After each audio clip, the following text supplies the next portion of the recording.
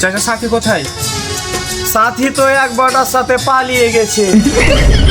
তুমি আমারে যাও, তাহলে বাড়ি ঘরে তো সাজানো কেন? একজনের বিয়ে। কার বিয়ে? আমার বিয়ে। কি? আমার বিয়ে। ও বাপু, সাথীর মা পালিয়ে যাওয়ার কারণে আমি বিয়ে করতে পারিনি। আজ সাথী পালিয়ে গেছে, তাই আমি মুক্ত। বুড়া তোরে বিয়ে করবে কেটা? সাথী যার সাথে পালিয়ে গেছে তার মাকে নিয়ে পালিয়ে চলে এসেছি। মানে প্রতিশোধ নিলাম। আমার মাইয়ার লিয়া পালিয়েছে, তার জন্য আর মাকে লিয়ে পালিয়ে এসেছি।